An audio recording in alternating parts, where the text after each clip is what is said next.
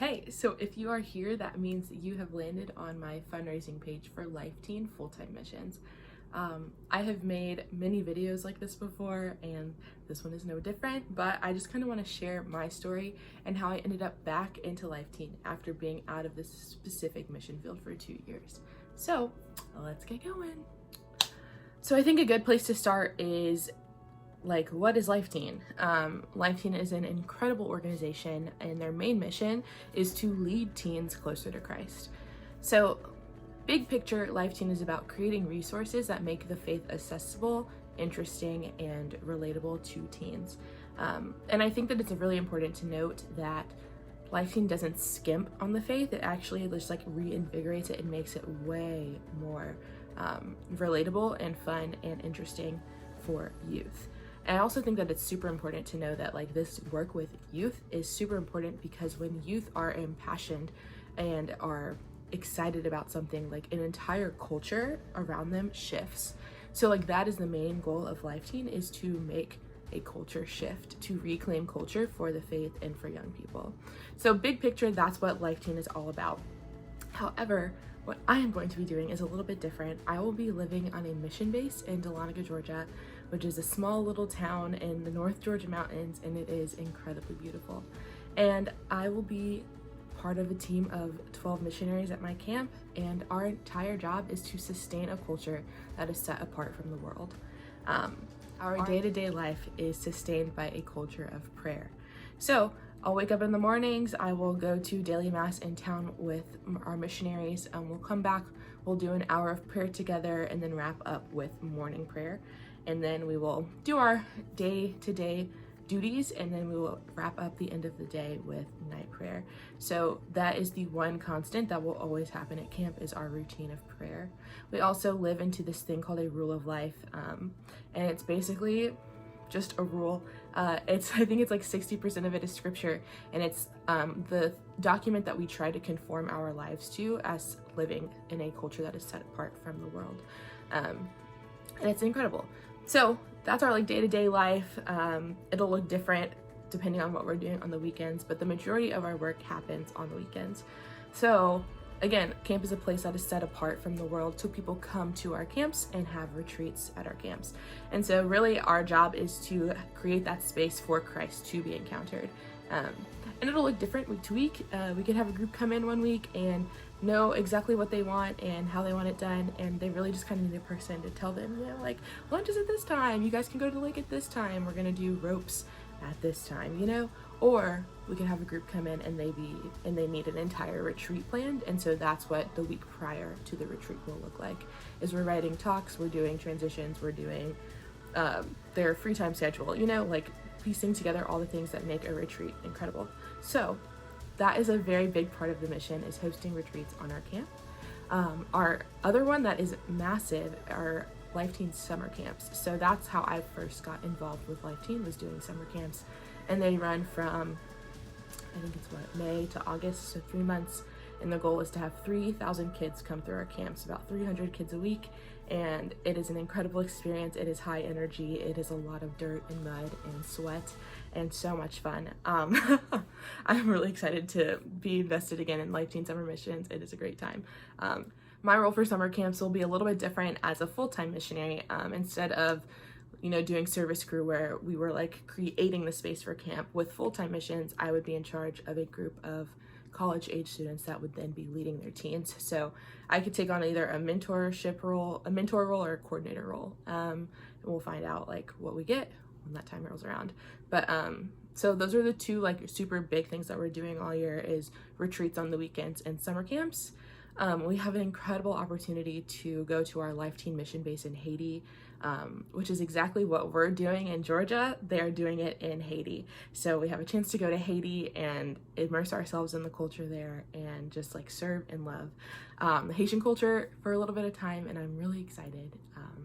And another thing that we do that I'm also incredibly just finally, is that we're going to be doing some homeless outreach ministry in downtown Atlanta, which, if you know me, that's something I loved the most in college.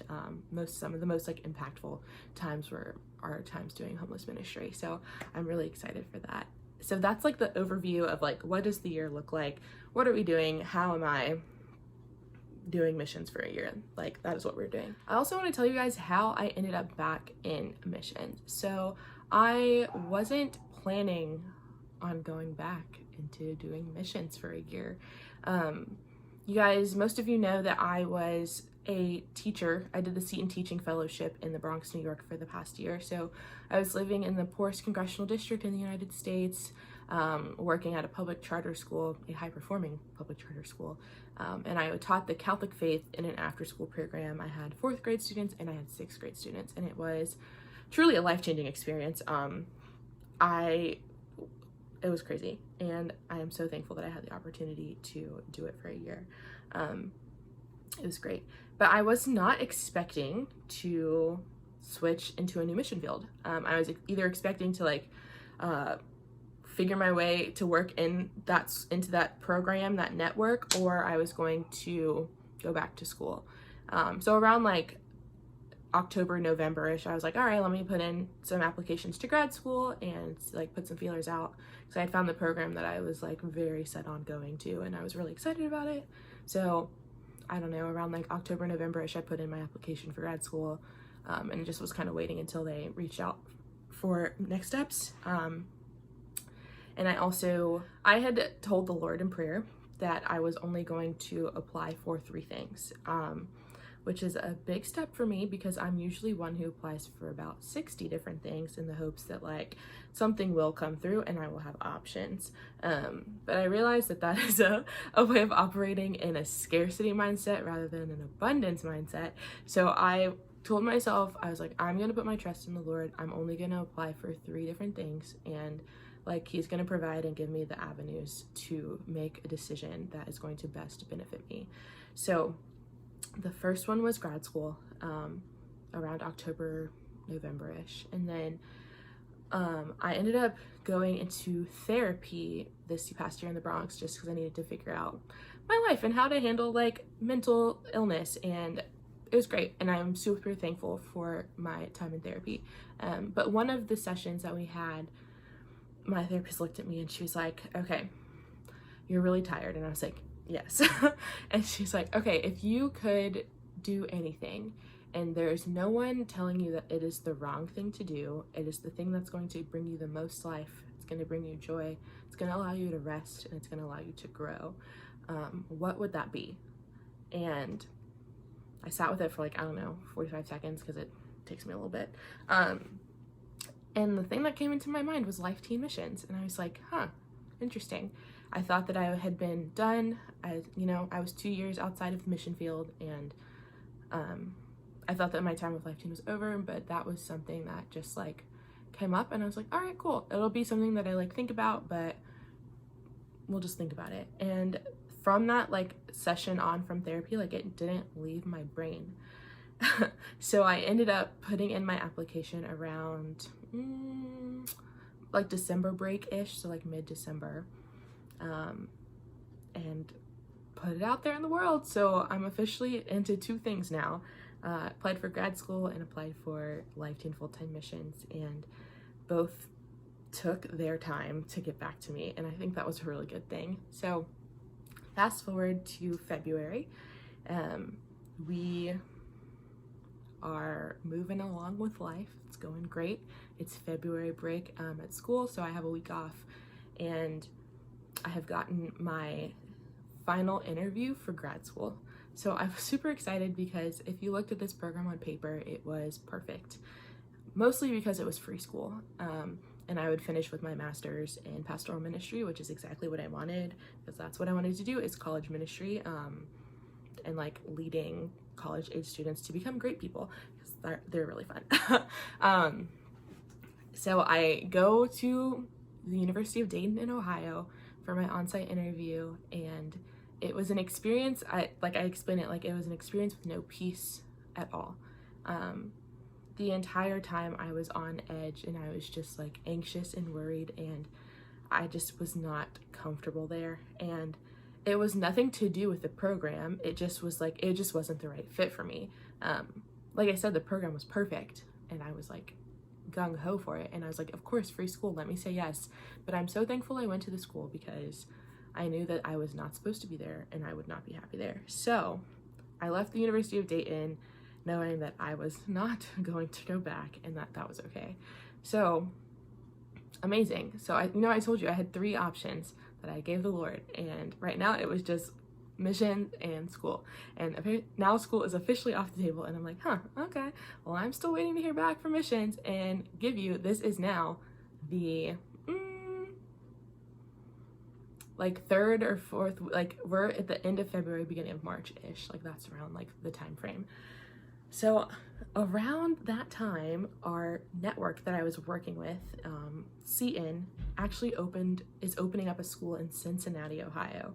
And so they were like, Alyssa, we would love to have you interview to be an operations associate. So basically working in the main office, doing what I did all year at Bria in New York, and doing administrative work, but also like ministerial outreach, to have priests come onto campus so our kids can have access to the faith and to sacraments.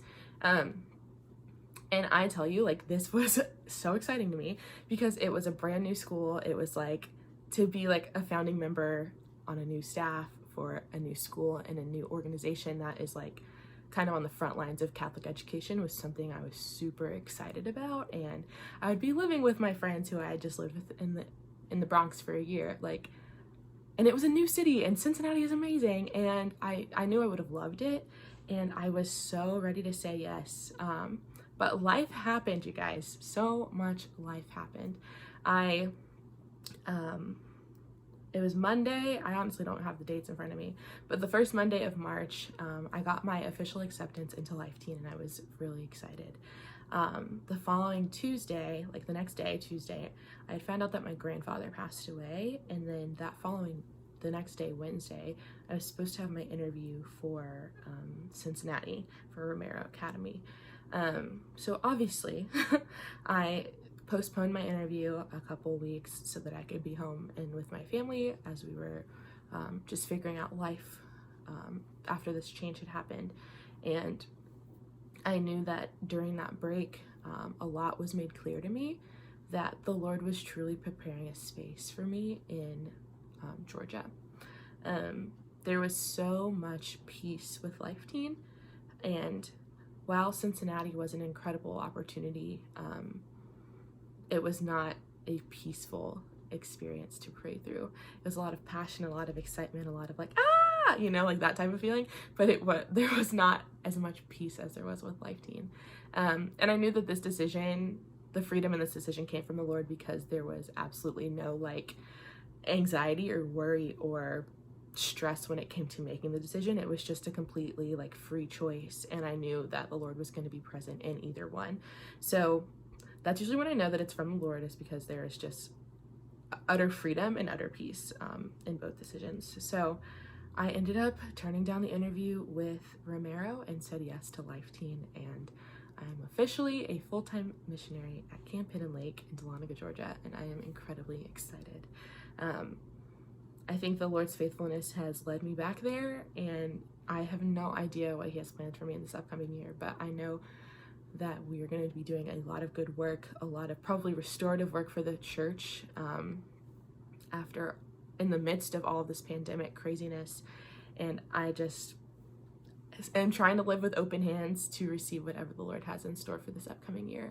And I'm so excited. So yeah, that is how I ended up back into missions with Life Teen, and I have a proposition for ya. So part of the culture of mission is dependence and simplicity, which means I have to fundraise my salary for the upcoming year, which is an incredibly challenging task for me. I'm realizing that it gives me a lot of stress and a lot of anxiety to do this, but I'm learning a lot about dependence and that I cannot do the mission alone. So my goal for the upcoming year is $24,000, and a lot of money to fundraise, but I know that I have a group of people around me who are invested in me and in this mission with Life Teen, and so I would love to invite you into this mission with me.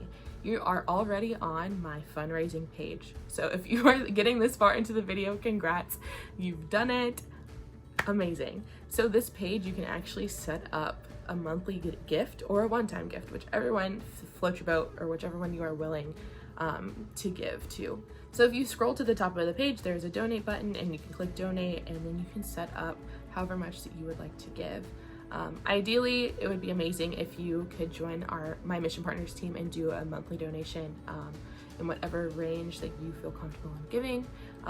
Or if you're able to and have the means to, if you could do a one-time gift that is a bigger gift, that would also be amazing. So anything that you give, I will gladly receive, because I have come to know that some of us are called into the mission field to be the hands and feet of Christ and to build up the kingdom, and others are meant to do the mission in a different way.